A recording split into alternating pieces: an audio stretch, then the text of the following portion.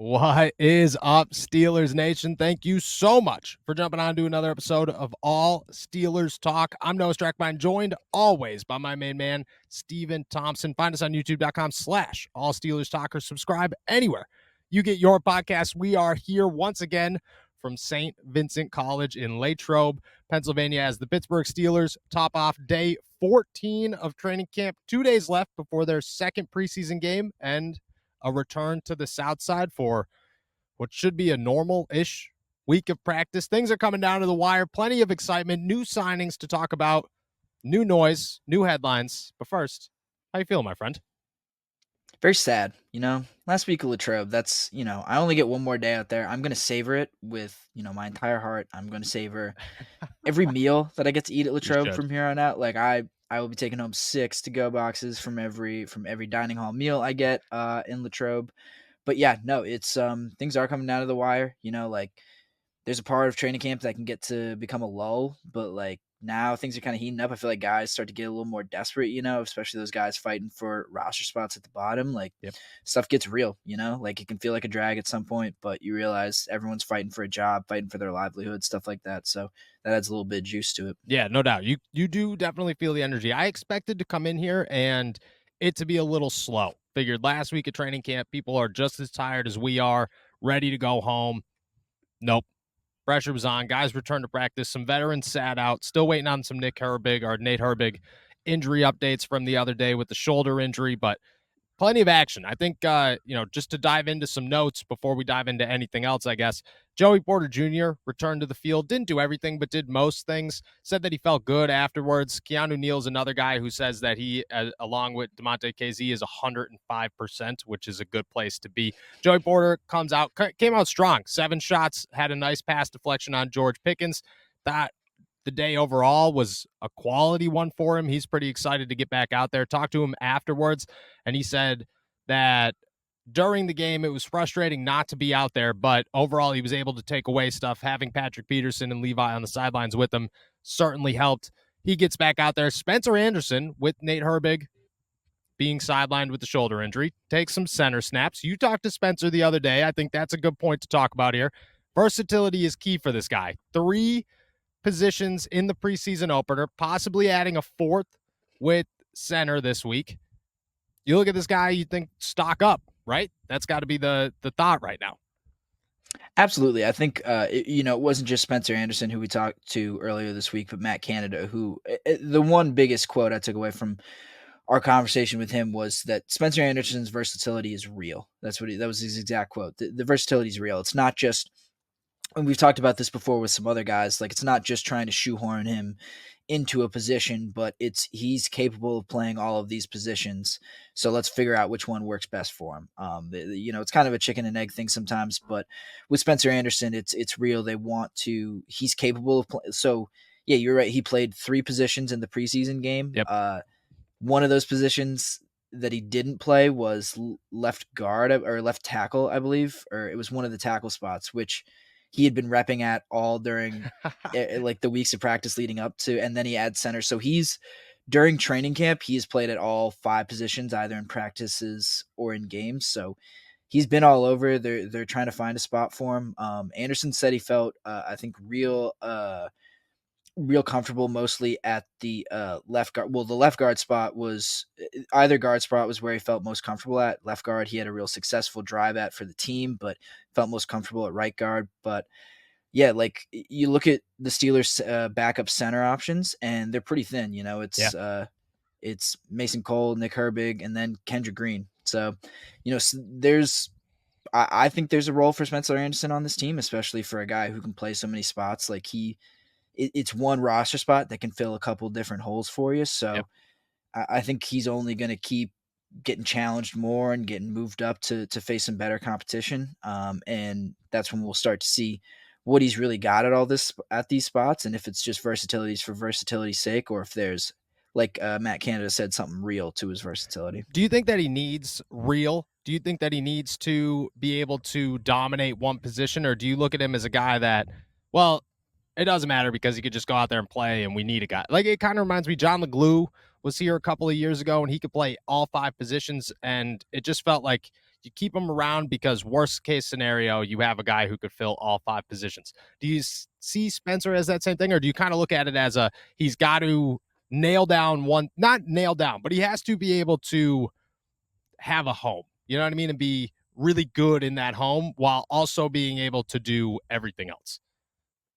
So I think in the short term, it's fine for him to kind of be a jack of all trades, Yeah. but uh, next year that's going to change. So for the immediate future, yeah, it's fine. Like let's put him all over. Let's see what he's got at different places. Let's let him be the swing guy. That'll change like next year. I think you'll want him to settle into something more. Just the kind of the older he gets, you want to actually he can't play 5 positions at once. No. So you got to actually find a home for him. But for right now, I think they're perfectly comfortable saying we'll plug you in where we need you. If you're capable of doing all this, we'll wait for a spot to open up, then we'll put you in one of those spots, and we'll really start to hone things and tailor you to what we need. But for right now, I think they feel real comfortable with him being that swing guy, like I said. All right. Word. I like it. I think Spencer Anderson is a guy that is definitely stock up on the rise. I had him in Mhm. my 53-man roster. I don't think he's leaving it as of right now. Another name that stood out in a negative sense today, DeMarvin Leal, looked a little slow, got beat in one-on-ones a couple of times. Just didn't look like he finished a rep. Always was walking afterwards behind everybody, just with his head down. Wasn't a great day for him. Thought he had a great preseason game overall. Before we jumped on here, I said I was a little worried that his camp was a little slow. You had different thoughts. You thought that he's impressed and had a little bit more of a motor. So maybe today wasn't as bad of a day as maybe I believe it was. Yeah, I mean, I remember very vividly. I believe it was last week. They were doing team drills, and they were doing, I think, just kind of. I know at Pitt, at least they call it thud. It's not full tackle, but you're Yeah, yeah, hitting you got guys in thud. full pads. Yeah, and Leal was bringing guys to the ground, and Pat Fryermuth and Connor Hayward had to yell from the sideline to keep guys to make sure he kept guys off the ground. So I felt the same way. I thought he had a good preseason game. I had been somewhat impressed by his camp. I thought that's why when you said that to me, I was a little surprised and a little disappointed Hmm. because I thought athleticism, motor, like those were things that were really going to help set DeMarvin Leal apart. Maybe just a bad day, but kind of not really one that I feel like he can afford to have, especially just when he's competing in a super deep defensive line room. Yeah, I agree. And I think his roster spot is locked in. I think his role on this team is it takes a lot to lose it. I'll say I don't want to say locked in, but I think it'd take a lot to lose it. But at the same time, Armon Watts had a really good day. Brandon Mm-hmm. Fehoko had both of them went. Mm-hmm. Mike Tomlin, they would just win a rep, and Mike Tomlin go, all right, do it again, and they just do the same exact thing, and then they'd be like, all right, do it again, and they do this 3 in a row. Both players, I thought both of them had good days. Both of them have looked impressive continuously. I don't want to say that DeMarvin Leal is trending down. I'll just say that it was a rough day. But if he's overall improving, I think that looks really good. The rest of the defensive line is so dominant that I think everybody could have an up and down day in this team, which is a testament to the Steelers to say it doesn't matter who's having an up day, who's having a down day, as long as people are having both, and we can figure it out, and we can plug and play who's winning the day.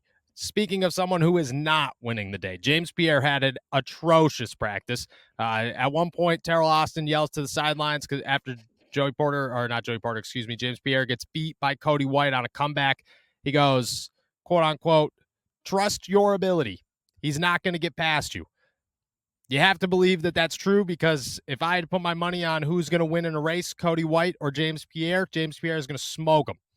Had a really bad day. It was just catch after catch for anybody who was on him. Most of them were Cody White. Just think that this is a guy that we're coming down to the 11th hour, and I just don't think that there's a place for him on this team. Yeah, it's getting harder and harder to say that. It's real rough to follow up what I did not think, and I think you felt the same way, was not a good preseason game. Yeah. Yeah, 10 tackles for a cornerback is not as impressive a stat as it might seem. It's just disappointing because I thought Pierre. I think I came in with pretty high expectations to training camp for him. I thought he was a sort of Anthony McFarland type like profile where Yeah. veteran guy that this team likes and really wants to succeed, but it's got to be now or never. And certainly isn't looking like now from James Pierre. Yeah, it's looking like never. And the meanwhile, Luke Barku does not look good at all. Madre Harper does not look good at all. Even Madre Harper had a play today where they he batted a ball away and TA goes, "You should have came up with that," or like, "Go, you should have caught the football." And I was just like, "That was a good play," but I see where you're coming from. Like, you're just doing enough to make a play, and most times you're giving plays up. So I would say at this point they're looking beyond the roster, which brings us to next talking point here. The Steelers did go out and sign plenty of new names. I think the biggest one is a running back, but we will talk about that next. I think pretty high hopes for this guy, if we're being honest. But in the meantime, they signed former Minnesota Vikings corner Neville Clark and former Michigan corner, I believe. I'm losing a name here. Lavert Hill, excuse me, who I knew when this guy signed, when I saw his name the first time, which I should have clicked this time too, but when I saw his name the first time, it hit me. And I was like, I know this guy from somewhere. Where do I know this name from? Did a little quick Google search, realized this is the guy. If you're a Penn State fan, if you're a Michigan fan, you'll remember this, that cornerback from Michigan flipped off the Penn State fans mid-game or leaving the game, I believe. I don't remember. Yeah, gave him big birds. Since then has worked his way around the NFL. He's played on 5 teams in 3 seasons. Not the greatest NFL campaign. Meanwhile, the Steelers don't really have a ton to work with, and signing a USFL star out of New Orleans Breakers and I guess former Minnesota Vikings, but never really played a game for the Minnesota Vikings, in Clark isn't a huge boost either. You just got to look at these guys, and I mean, maybe I'm wrong, but I don't know if you have different thoughts. Not the upgrade I'm looking for when it comes to James Pierre and the cornerback position as a whole. No, I think for as disappointed as you've been with James Pierre, there's some regular season. We can call it production. Like he's had some experience in the regular season for an NFL team in real games, playing real snaps, and at times looked all right. Like, but these two, Clark and Hill, it's a real dry resume there. It's real dry. And it's just, yeah, like you said, it's not an upgrade. It's like not an upgrade at all. Like if you're looking to replace someone, like this is filler, for like Duke Dawson and did they release Isaiah another? Dunn. Yeah, Isaiah Dunn. Like this is who nobody even realized was here.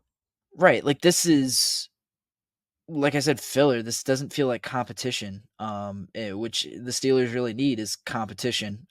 Their top line looks pretty set. But beyond that, you have a ton of question marks. So maybe you have to just wait a little bit longer. I think I said in our last episode that maybe you got to wait until roster cuts actually come, and maybe there's someone who's getting dumped from a deep cornerback room that you think could actually be a valuable player. But I don't know, unless we see something drastically different over these next few days of training camp and in the preseason game, Clark and Hill are not going to be those guys. No, they're not. And I don't even think they have enough time. Like, I think that's the concerning part for me is if the Steelers don't have options right now. Like, I think that just these 2 signings showcase that there's just nobody else out there for the Steelers to go out and get. This is a waiting game. They just have to see what happens. But when you're waiting and these cuts do happen, how quickly can this guy come in and adjust? And, are you taking a risk to lose special teams capabilities in a guy like this to fill defensive capabilities? Like, what is the risk reward, which I think is going to be a problem for them, which only adds on. I mean, this is all solved if James Pierre has productive play or Luke Barku comes out here and showcases he could be a guy. But right now it's a risk. Like I said, like no matter what you do, you are heading into the season with a situation that you can't feel 100% with, which is not good. But no, I don't think Clark, I don't think Hill, I don't think either of these guys are anybody that you're gonna necessarily sit around and feel really good about their chances of making the team. A guy, on the other hand, that I do feel somewhat good about as an addition to the Pittsburgh Steelers roster is former Arizona State running back Xavian Valade, who his resume is wild, if we're being honest. First off, shocked that the Houston Texans cut this guy as early as they did. They gave him over $100,000 signing bonus as an undrafted rookie, which is And it's impressive numbers for a guy who coming out of college who did not go in the NFL draft. He ran a 4.46 40 at his pro day. He left college. He played on two teams, Wyoming for 4 years, Arizona State for 1 year. In his career at Wyoming in 4 years, 3,274 yards and 19 touchdowns. In one season at Arizona State, 1,192 yards and 16 touchdowns. Ridiculous. I have a quote here from our boy, Donnie Droon, who has plenty of experience out in Arizona covering the Sun Devils. And I said, hey, what do you think about this guy? Do you think he's a quality? Do you think he's got any shot of making this team? He hit me back. He goes, honestly, everybody around here was shocked Valade didn't get drafted. After transferring from Wyoming, he was clearly one of ASU's best players and managed to lead the entire conference with 16 rushing touchdowns while going over 1,000 yards. His burst and his vision out of the backfield is impressive, and he could be classified as a complete back that helps in both the run and the passing game thanks to his catching ability. Between the Pac-12 snubbing him from all conference honors and the league letting him go undrafted, the Steelers may have just gotten a pissed off running back who already didn't need an edge to his game. So you got to feel real good about Valade coming in here. An impressive name late. Do you think there's any chance that he can outwork Anthony McFarland for that final roster spot at this point in the offseason? Maybe. I mean, look, I love Anthony McFarland. I'm completely on the record. I'm a big believer in what he can do. But this is an Anthony McFarland podcast. Yeah. That's I right. would say. That's right. But Anthony McFarland would have to slide a little bit, have to take some major steps back and look more like the Anthony McFarland that we are used to seeing around this time of year in order for Valade, I think, to have a chance. Maybe that changes if Valade shows some kind of transcendent special teams ability. I don't know what kind of kick returning ability this guy has, but it would take a lot. But I mean, look, this guy clearly can hit the home run. Like he, 5.3 yards a carry and 16 touchdowns in one season. Like nuts. This guy, this guy has some big playability. So I'm not going to count anything out. He's this train that he's jumping on, this moving train he's jumping on, is moving pretty quickly. But who's like, this is a guy who, with that kind of resume, if anyone's capable of carving out a spot for himself, it seems like this is the type of guy you'd look for.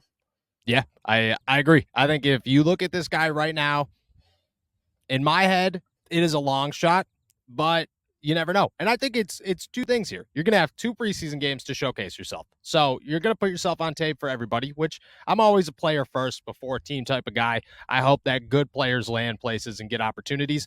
But if nobody picks this guy up, the Steelers could add this guy to the practice squad, feel real good about it. That could be a protected player as many weeks as they want him to be. If they realize at some point during the season this is a better option than whoever they have on the roster, you got to feel okay about that one. And again, he hasn't done anything. Like, I talked to him today and I said, hey, what's step 1? And he said, step 1 is learning everybody's name. Like I haven't even figured out the whole playbook yet. I just signed my contract like an hour and a half before practice. So he's jumping on, like you said, the fastest moving train right now. He's got 3 days here before he gets an off day, and then he's got to play the Buffalo Bills. Then he comes back. He's got 1 week of practice, and he'll go to Atlanta to play his second game in 2 weeks for the Pittsburgh Steelers and a brand new team that he just got here with. And he'll have 2 more practice days to showcase, okay, please do not cut me. I am better than the guy who's been around for 4 years, who has been very impressive during the offseason, who could do everything, who is a kick returner. I'm better than him. I just think that that's a long shot, but I don't know. I'm going to say he's a new name that's emerged. I feel better about this guy than I felt about any signing that the Steelers have made this entire summer. And most times, like Quan. Okay, except for Quan. Quan does not count. No, but I get what you mean. Like this is a much more competition-y type of signing than those 2 corners that they signed.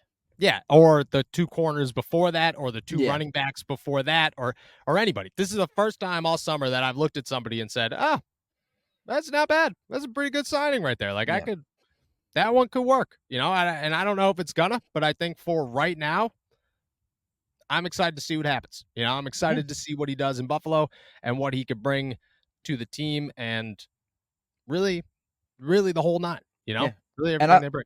And I like Donnie's point about the edge. Like, this guy doesn't need any more of an edge. Got cut again. I think it also adds something to the Anthony McFarland dynamic. Like I said, we like him. We're believers, but if you're the Steelers, I think you still have every right to be a little bit cautious about him and about what he can do, as a real third back. So giving him some competition, making him sweat just a little bit more, I don't think that's a bad thing either. Making sure that he earns this spot that he appears to have a grasp on right now. Yeah, I agree. I agree. I don't mind that at all, and I think it's a good move. I think overall, like I said, best move the Pittsburgh Steelers have made so far. Fellas, have you ever wished you were a little bit taller? Maybe you matched on Tinder, but her profile says must be over 6 foot. Maybe your date wants to wear heels, but she can't because it'll make her taller than you. Well, I got the short kings covered with today's sponsor, Kanzuri. Kanzuri makes shoes that are up to 2.8 inches taller without anyone knowing. Look, girls get heels, makeup, and push-up bras. Why can't men get a boost in confidence too? We're all the same height lying down anyways, if you know what I mean. For a limited time only, our listeners get an extra 15% off with our code ALLSteelers at Kanzuri.com. The site is already 30% off, and with our code, you get an extra 15%. That's 45% off your entire order. Support our show and check them out at CONZURI.com and use our code ALLSteelers. Not only do Kanzuri shoes make you up to 2.8 inches taller, but they're also incredibly stylish and comfortable. These are not old man Velcro shoes. You'd get compliments on your Kanzuris even if they didn't make you taller. They have styles for every occasion too. Smart, casual, sporty, you name it. The height insoles are actually built into the shoe, so no one could tell you're getting a secret height boost. The brand is also hidden on the shoes and on the packaging. It's really the ultimate height hack. Life's short, but you don't have to be. It's time to level up your playing field, boys. Maybe update that dating profile to 6 feet. Kanzuri is an absolute game changer when it comes to your dating life.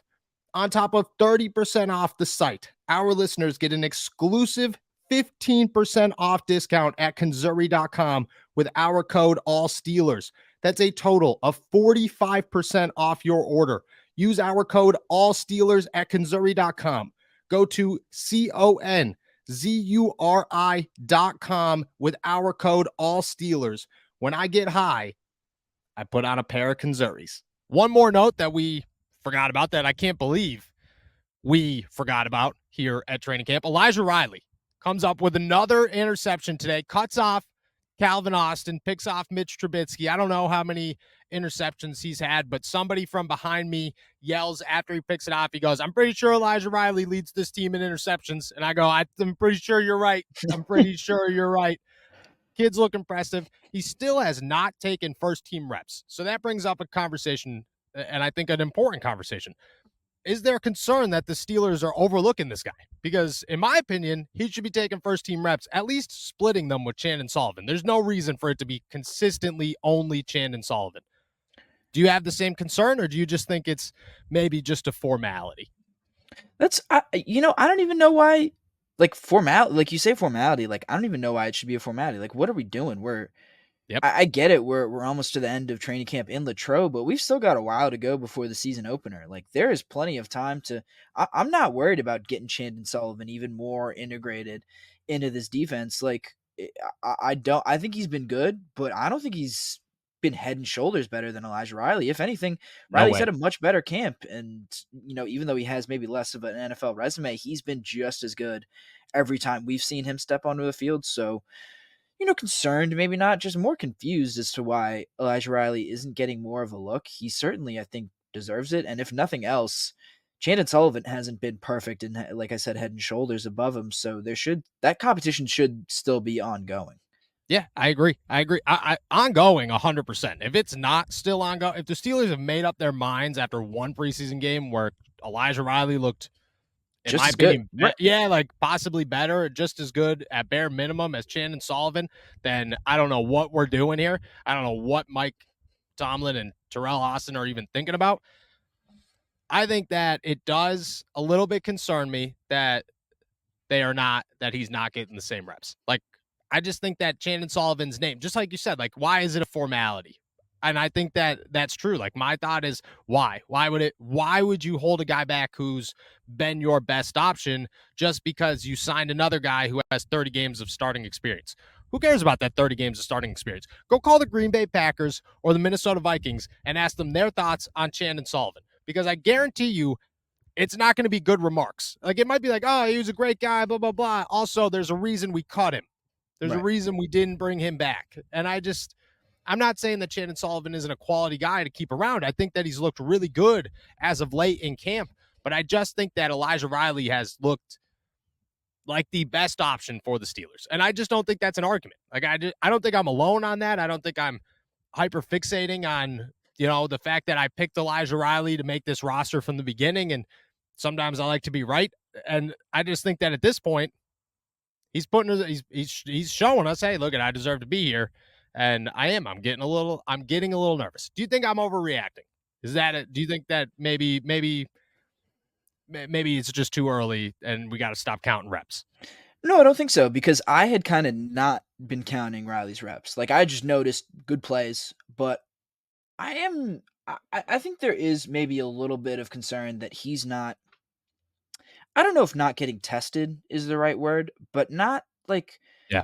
not being in there for like ones on ones, like Mm-hmm. best on best. Like that's the kind of stuff where I think you really need to see what he can do and see if he's actually has some sticking power Yes. in the defense and able to actually play in this defense. Like that's the stuff I really want to see, and that's the thing. The thing that concerns me is I just don't think they're getting a complete look at who Elijah Riley is. Like, yeah, he's made a lot of plays, but I think there's still probably a lot that we don't know about him, and that would Yep. be my biggest concern about him not getting first team reps yet. It's less like, oh, the Steelers have made their decision, because quite honestly, if I was a betting man at this point, Chandon Sullivan's probably going to win that job. But Yeah. like, I just don't. It would be a real shame if they left camp not having given Elijah Riley every opportunity to say, "Hey, I can be a first team guy." I agree. And you started camp with Duke Dawson taking first team reps. Mike Tomlin was clear as day saying, do not take that for anything. It means nothing. Everybody's going to get opportunities. You want who's gotten limited opportunities? Elijah Riley. And it just doesn't make any sense. And again, I think it's early, and I agree with you. Like, right now, if I had to guess, I'd say Chandon Sullivan's going to make the team. And that stinks, because I'm not saying Chandon Sullivan doesn't deserve to make the team. I'm just saying Elijah Riley also deserves to make the team, and possibly deserves to make it over Chandon Sullivan. So we'll see. In my opinion, it's a bit concerning, but a part that we are most certainly going to monitor as we move forward. With that, we're heading out of here. Thank you guys so much for jumping on to another episode of All Steelers Talk Live, once again from St. Vincent College here in Latrobe, Pennsylvania, closing out the final week of Pittsburgh Steelers training camp. Make sure to find everything at allsteelers.com. Subscribe to us on YouTube, youtube.com/allsteelerstalk, and find our podcast anywhere you get your podcast. Also, find Pitt training camp news at InsideThePanthers.com. Enjoy another beautiful day in the Berg. Peace.